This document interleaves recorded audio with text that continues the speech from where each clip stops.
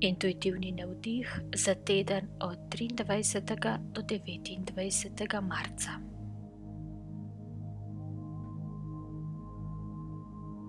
Tihost, tihota, tišina, vse to bo prinesel teden, ki prihaja. Tihost. Začutite jo v sebi, resnično globoko. Začutite jo, ko mimo vas drvi avto, ko mimo vas hiti gruča ljudi. Začutite to tihoto v sebi, kot da bi se prestavili iz tega hrupnega okolja v sebe, v svojo notranjost in začutili tihoto. Tihota je v bistvu stanje, ki nekako deluje na površju zemlje in je najbolj razvidna oziroma najbolj se udejanja v času pred sončnim vzhodom. Takrat, ko noč odhaja in ko sonce začenja vzhajati, ta čas jutranje zore je največja tihota, ki jo ponuja naša zemlja, naše osončje. Takrat se je dobro poglobiti tudi v svojo tihoto, s prizorom jutranje zore, tega redkega prebujanja prvih gozdnih prebivalcev, prvih ptic, ki začnejo nekako dvigati sonce izza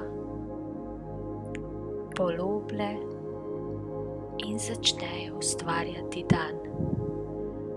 Ta resnično globoka tihota, ki lahko skoraj reže meglo, ki se še razprostira nad površino zemlje, oziroma rahlo meglico, ki se razprostira nad travnikom. Vse to je tisto, kar prinaša tvojemu telesu, tvojemu dnevu, ki prihaja, fokus, jasnost in notranji mir. Ta tihota jutranjega prebujanja narave in tebe prinaša nekaj, kar te lahko bogati celo življenje. Iz dneva v dan lahko prakticiraš to tihoto. Iz jutra v jutro se prebujaš zoro in prinašaš vase to pomirjeno stanje, ki te hrani skozi cel dan.